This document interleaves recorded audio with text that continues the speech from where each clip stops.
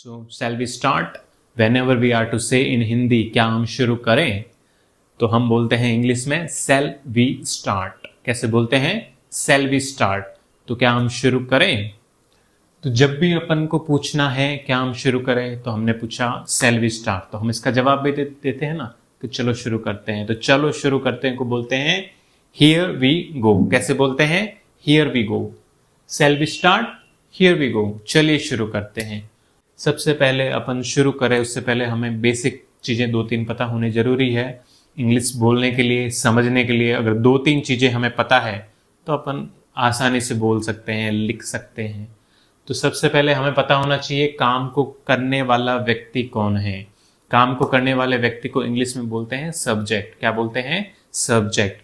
तो काम करने वाले व्यक्ति को बोलते हैं सब्जेक्ट। सब्जेक्ट अकेला हो सकता है या फिर एक से ज़्यादा हो सकते हैं। जब कोई भी व्यक्ति अकेला होता है तो हम बोलते हैं सिंगल है।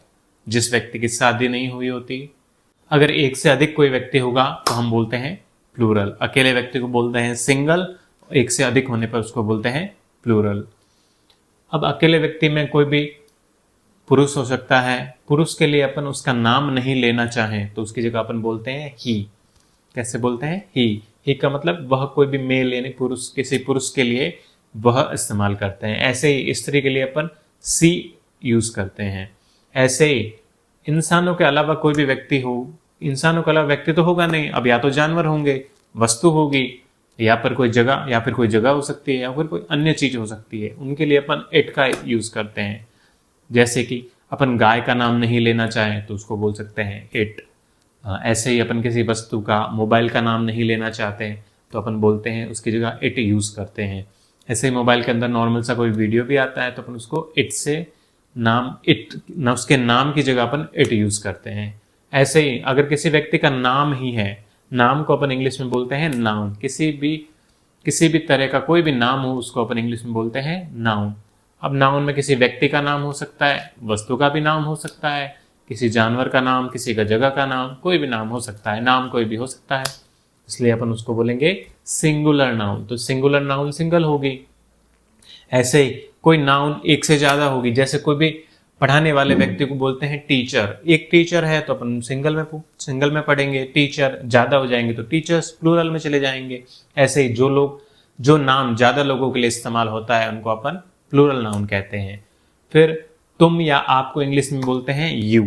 हम को बोलते हैं वी, वे। जो व्यक्ति हमसे दूर होते हैं, एक से अधिक की संख्या में होते हैं, अपन उनके लिए दे का इस्तेमाल करते हैं। अब दे व्यक्तियों के लिए भी यूज कर सकते हैं और वस्तुओं, जानवरों, जगहों के लिए, सबके लिए दे यूज हो सकता है। लेकिन इट इंसानों के अलावा होगा तो ही अपन इट यूज करेंगे, इसका थोड़ा ध्यान रखेंगे। सिंगल और प्लूरल में, सिंगल में हुआ ही, सी, इट, और नाउन को अपन नेम भी कह सकते हैं। ही, सी, इट, नेम। ऐसे ही प्लूरल में हो सकता है यू, वी, दे, और कोई भी प्लूरल चीज हो सकती है। इन दोनों के अलावा होता है आई। आई का मतलब होता है मैं। आई को हमने इसलिए अलग रखा है क्योंकि हो सकता है कभी कभार ये सिंगल व्यक्तियों के साथ जाए, कभी कभी ये प्लूरल व्यक्तियों के साथ जाए, कभी कभी ये अकेला भी रहेगा, इसलिए हमने इसको अलग ही रखा है। क्योंकि इधर उधर होता रहेगा तो हमें पहले से पता होना चाहिए कि ये एक अलग चीज है जो मूव करती रहती है। उसके बाद अपन आगे पढ़ते हैं हेल्पिंग वर्ब। इंग्लिश में हेल्पिंग वर्ब पढ़ते हैं। हेल्पिंग वर्ब क्या करती है? हेल्पिंग वर्ब हमेशा टाइम दिखाती है। हेल्पिंग वर्ब हमेशा टाइम दिखाती है। तो इसीलिए टाइम कैसे दिखा सकती है? अब टाइम 3 तरह के हो सकते हैं। एक तो प्रेजेंट हो सकता है, मतलब इस समय या वर्तमान में कोई भी वस्तु, व्यक्ति कोई काम कर रहा होता है तो अपन उसके लिए प्रेजेंट यूज करते हैं। ये काम इस समय चल रहा है, इस समय होता है, तो उसके लिए अपन प्रेजेंट उसको टाइम मानते हैं। ऐसे ही कोई बात बीत जाती है, ऐसे ही समय बीत गया तो उसके लिए पास्ट बोलते हैं। ऐसे कोई समय आया नहीं है, आने वाला है, भविष्य है, अनागत है, उसके लिए अपन इंग्लिश में यूज करते हैं फ्यूचर।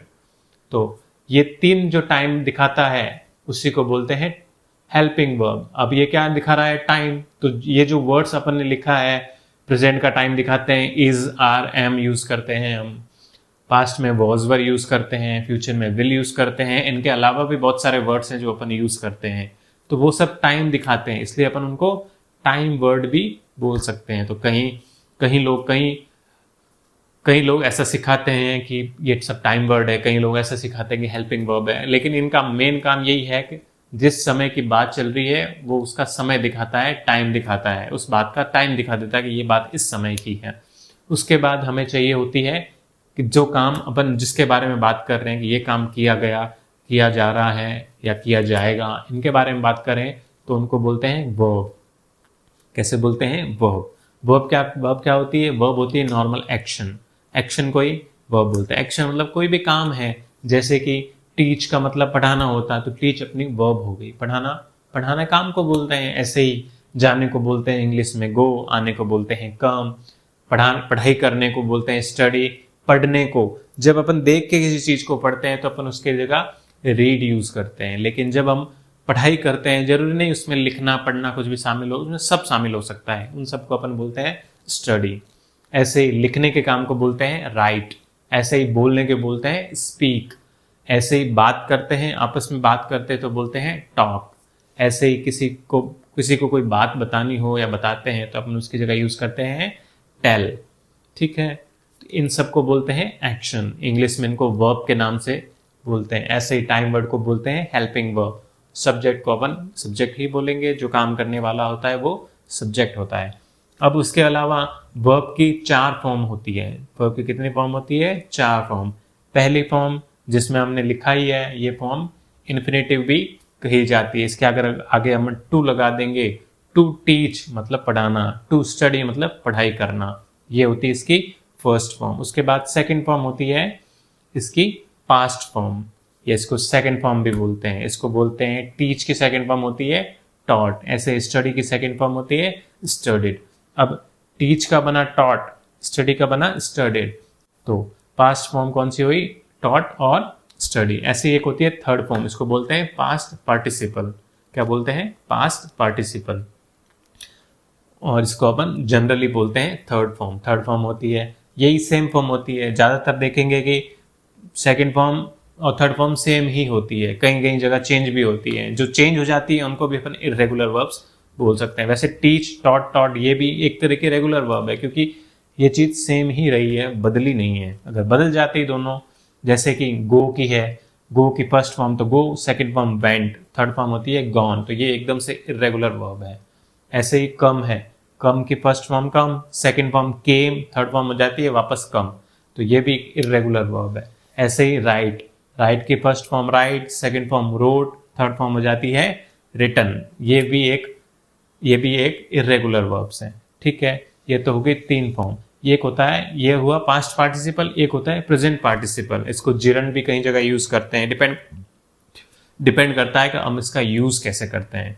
और इसको कंटिन्यू फॉर्म भी बोलते हैं। कंटिन्यू फॉर्म, टीच की कंटिन्यू फॉर्म हुई टीचिंग, ऐसे ही स्टडी की हुई स्टडिंग। ठीक है, एक बार रिवीजन कर लेते हैं। सेल वी स्टार्ट, क्या हम शुरू करें? जब भी इंग्लिश में बोलना होगा क्या हम शुरू करें, हम बोलेंगे सेल वी स्टार्ट। और जैसे हमने बोला कि क्या हम शुरू करें, सेल वी स्टार्ट।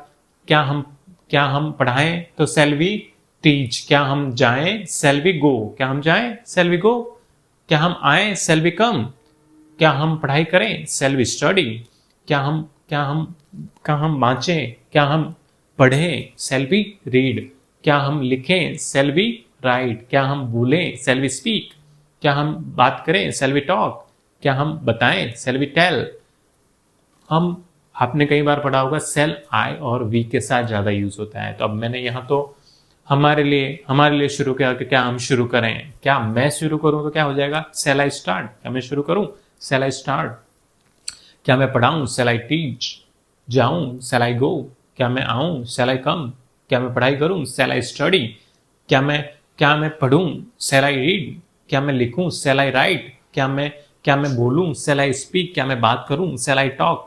क्या मैं बताऊँ, सेल आई टेल। ऐसे अपन बोल सकते हैं। तो अपन सिंपल बोलेंगे, सेल वी वर्ब की फर्स्ट फॉर्म यूज कर लेंगे। ऐसे ही here we go. Here we go के 2 मतलब हो सकते हैं। एक तो जैसे मैंने लिखा है कि चलिए शुरू करते हैं, एक ऐसा मतलब चलिए चलते हैं, हियर वी गो। ये लो चले हम, हियर वी गो ये लिए, ये लो चलते हैं। हियर वी कम, ये लो आते हैं। हियर वी स्टडी, चलो पढ़ते हैं। हियर वी टीच, चलो हम पढ़ाते हैं। हियर वी रीड, ये लो पढ़ते हैं। हियर वी राइट, ये लो लिखते हैं। ये लो बोलते हैं। ये लो बताते हैं। Here we write, here we speak, here we talk, here we tell. फिर काम करने वाले को बोलते हैं सब्जेक्ट। सब्जेक्ट कैसे हो सकते हैं? सिंगल हो सकता है, प्लूरल हो सकता है। ही, शी, इट और नेम ये सब होते हैं सिंगल। यू, वी, दे और प्लूरल ये होते हैं प्लूरल। इनके अलावा होता है आई। हेल्पिंग वर्ब टाइम दिखाती है, टाइम दिखाने वाले को टाइम वर्ड बोलेंगे। प्रेजेंट, पास्ट, फ्यूचर ये दिखा सकते हैं। एक्शन को ही बोलते हैं वर्ब। ये नॉर्मल एक्शन हो सकती है। वर्ब के 4 फॉर्म्स होती है, फर्स्ट, सेकंड, थर्ड और आईएनजी फॉर्म। कई जगह देखेंगे कि ई एस या एस लगता है, वो फर्स्ट फॉर्म की ही फॉर्म है। वो डिपेंड करता है कि हम यूज़ कैसे करते हैं।